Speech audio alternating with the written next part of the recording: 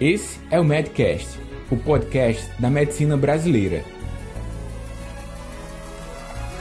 Produzido pelos médicos Daniel Coriolano e Roberto Maranhão, o Bob.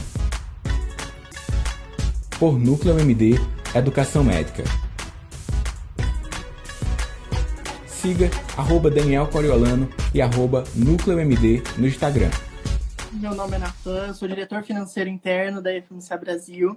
E hoje a gente está aqui com o Daniel Coriolano, professor e diretor de estratégia da Núcleo MD Educação Médica. Professor, o senhor quer se apresentar? Antes de tudo, também, boa noite a todos que estão aqui na área. Bom conversar com você, Nathan, da IFMSA. Então, eu sou o Daniel Coriolano, eu sou médico de família e comunidade. Eu fiz mestrado em saúde da família, MBA em gestão e empreendedorismo. E, para além disso, atuação na educação médica nos últimos anos, tanto em iniciativas individuais quanto no âmbito universitário, acadêmico, da graduação, da pós-graduação. E venho traçando a minha carreira nesse sentido, da assistência, da gestão em vários âmbitos, está me dando várias oportunidades de vida, que eu estou aqui hoje para compartilhar um pouco. O senhor quer explicar um pouquinho o que é a Núcleo? Sim, a Núcleo MD é uma organização que existe desde a época que eu estava na residência médica. Na ocasião da residência, um grupo de internos rodava com uma certa frequência no serviço. Eu comecei a produzir conteúdos para eles, para os internos. Haja vista que o tempo de internato lá no meu serviço era breve e precisava de uma grande quantidade de conteúdos. E aí eu peguei o conteúdo online para agilizar os processos. Então, a turma que chegaria a uma semana já recebe o material, já poderia ver como era a rotina do serviço. E aí eu vi uma oportunidade, na ocasião, de abrir um CNPJ, transformar aquilo numa empresa. E a produção desses conteúdos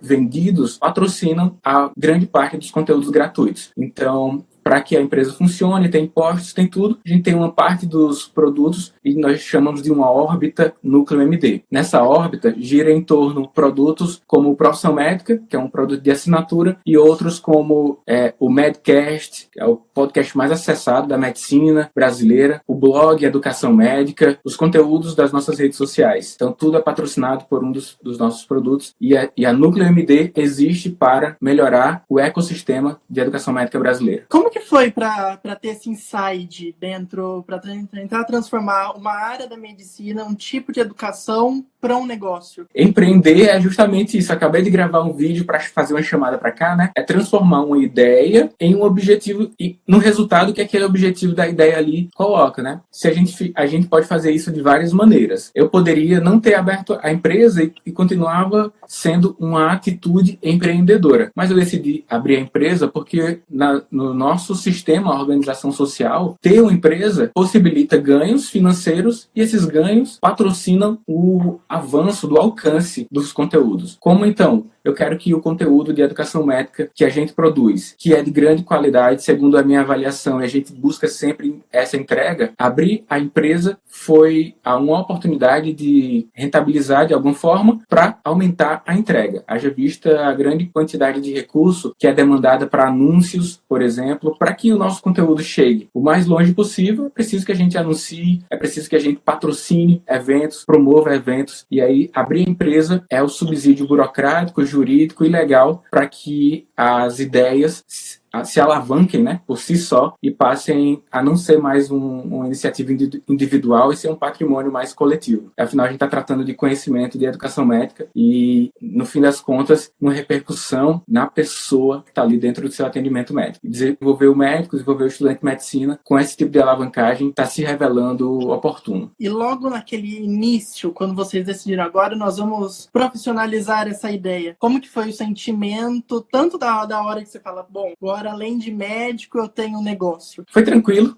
Eu tive, durante a minha vida, sempre uma inserção dentro do mundo dos negócios. Os meus familiares são dos negócios. Eu não tenho familiares próximos da saúde. Então, eu era na linha sucessória, era para ser um homem de negócios lá do varejo. Mas não foi o caso. Então, abri, foi tranquilo. Eu mesmo fiz o procedimento no site específico, abri inicialmente como microempreendedor individual e tem uma limitação de atuação. Em outro momento, a empresa passou a ter sócios, que foi o Alexandre de Lima Santos, que na ocasião era meu colega de trabalho como professor universitário, o Bob, Roberto Maranhão, que ele está aqui acompanhando também, e hoje sou eu e o Bob levamos a empresa, mas foi tranquilo. É uma barreira, na minha concepção, abrir empresas na cabeça das pessoas, mas não é tão... é tranquilo. Se você quiser abrir uma empresa ainda hoje, você consegue em alguns minutos. Há uma grande facilidade quanto a isso. Agora, para que você tenha uma empresa organizada, aí já é outro negócio. Ter um contador, uma contadora, e a gente foi dando os próximos passos de uma forma bem tranquila, de acordo com o crescimento. Quando o Bob chegou na empresa, ele se tornou sócio no segundo momento, aí que tudo se organizou mesmo. Bob, Roberto Maranhão, é um cara muito organizado. Eu gosto muito da produção do conteúdo, da gestão acadêmica e as questões gerenciais, administrativas, o Bob veio para organizar. Então, ter parceiro no empreendimento faz com que o negócio dê certo. Vocês são uma organização empreendedora. Vocês empreendem, transformam ideias em resultados como eventos, publicações, e a força de cada um de vocês, uma habilidade única, específica, faz com que a IFMSA seja um sucesso em nível local para que tenha um impacto global, que é assim que vocês falam, né? E aí vocês veem essa troca de ideia, essa troca, as divergências que acontecem nas reuniões e que geram melhores resultados quando é iniciativa individual. Então, eu considero que a Núcleo tem avançado bastante por ter pessoas com ideias diferentes e habilidades específicas juntas. Além do Bob como sócio, eu e ele, ainda outros colegas médicos que participam das nossas iniciativas. Como um destaque aí foi o curso Combatendo a Covid-19, encabeçado pela Associação Médica Cearense, o Núcleo NC Saúde aqui, e coordenada pelo Bruno Cavalcante, um médico, que a gente fez essa entrega de um curso completo, gratuito, e o mais abrangente, até onde a gente viu, sobre o tema, e que foi uma oportunidade de revelar o impacto que a Núcleo pode exercer aí. Então, é a soma de divergências e convergências que faz com que a gente cresça, na empresa também. Você falando dessas convergências e divergências, quais são as primeiras dificuldades que você sentiu quando transformou, profissionalizou o negócio? O que eu escrevi no papel, de uma forma muito superficial, não sobreviveu ao campo de atuação de fato. Eu imaginava ter um determinado alcance, não tive. Eu imaginava o nome da empresa, eu pensava que era Profissão Médica,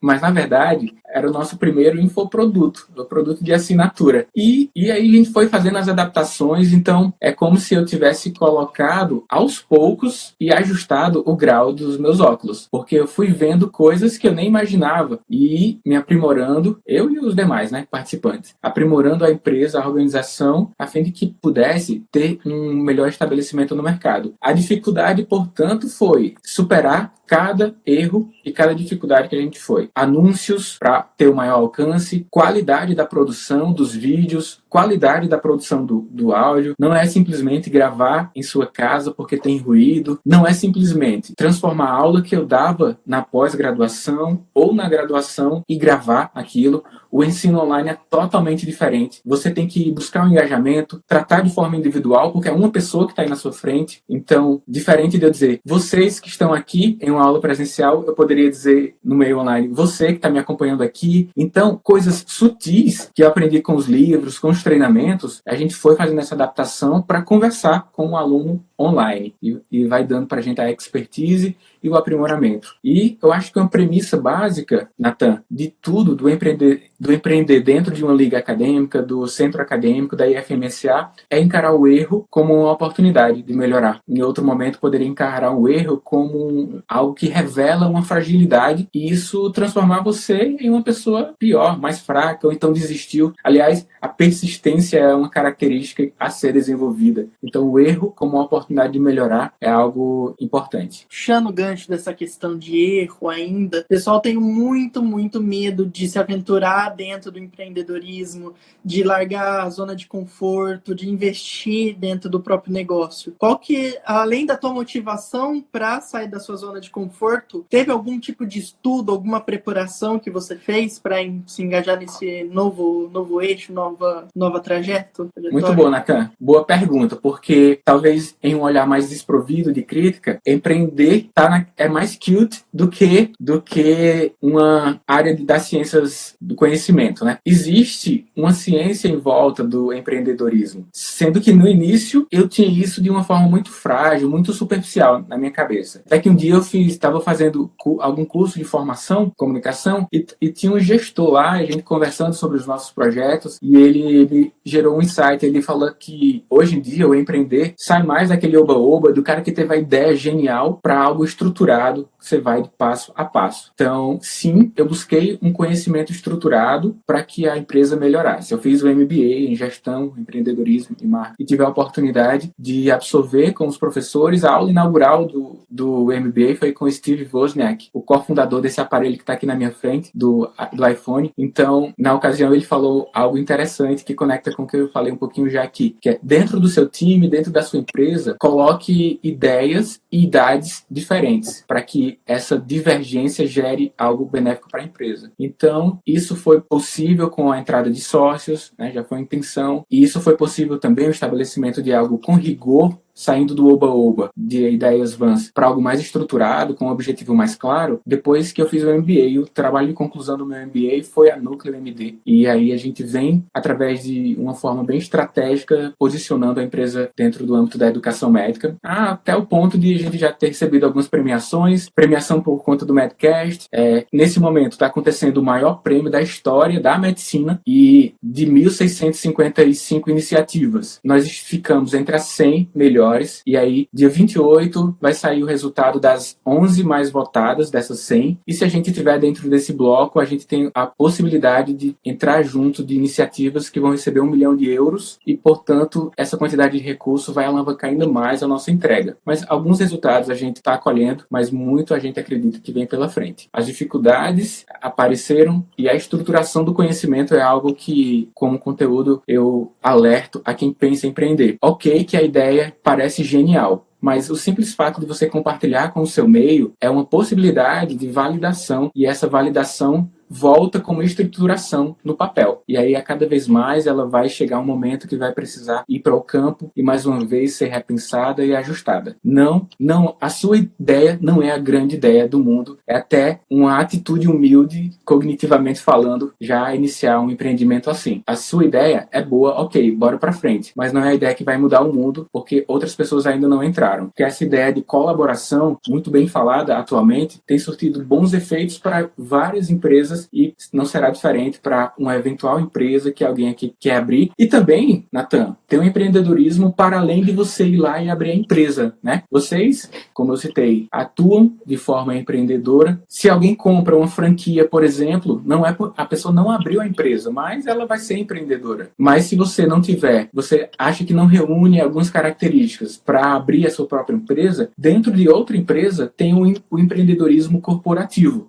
Você vê claramente isso nas empresas, pessoas com grande destaque ocupando os mesmos cargos. Professores, já tive nesse ambiente, com grande destaque porque ele empreende de uma forma corporativa, no mundo, nos hospitais, no serviço de atenção primária à saúde, em vários serviços de saúde, você vê um cara com grande destaque, o cara simplesmente pode não saber nem o nome, mas é o empreendedorismo corporativo. Não é somente abrir a sua empresa de forma individual. Mais uma vez, colaboração ficando em evidência, né? Professor, uma pergunta que foi mandada aqui pelo Lucas Ponte ele gostaria de saber como que o senhor acha que o estudante pode empreender durante a formação. Abraço, Lucas. Lucas é um cara muito bom. Foi meu aluno aqui e grande parceiro aqui de conversas de corredores e empreendendo e tendo atitude empreendedora na IFMSA. Bem, quando eu era da graduação de medicina, eu não sabia, mas eu estava tendo atitudes empreendedoras. Eu coordenei um projeto chamado Medicina e Arte, fiz algumas coisas sobre isso, nós arrecadamos toneladas de alimento nas nossas iniciativas. Eu participei de ligas, participei do centro acadêmico, participei da comissão de formatura como diretor financeiro, também coordenador financeiro. E quando eu fui para o campo, quando eu iniciei minha carreira médica, eu vi que aquilo que eu aprendi lá atrás, durante a minha época de estudante, fez toda a diferença. Eu já tinha uma atitude melhor de coordenação, haja vista que eu coordenava financeiramente lá a minha comissão de formatura. Eu já tinha uma atitude de coordenação dentro do centro acadêmico. Eu já tinha um olhar mais amplo quanto ao benefício da coletividade quando eu estava à frente de um projeto de extensão universitária. Então, você que é estudante de medicina hoje, quando você participa dessas atividades extra-acadêmicas, você exerce essa possibilidade de treinar o que na vida real vai se revelar de uma forma mais incisiva, mais enfática, mas sem dúvida participar das atividades extracurriculares te faz uma pessoa bem diferente. Dá uma olhada em quem são os professores que você tem como referência e conversa um pouquinho com ele, perguntando como foi a vida universitária dele. Sem dúvida, participaram do centro acadêmico, de diretórios acadêmicos, extensão universitária, empresa júnior, né? Muitas universidades têm isso. Então, participar do que, além do que te pede, né, que é o currículo básico, é algo que vai deixar marca para a vida toda. Muito obrigado por responder.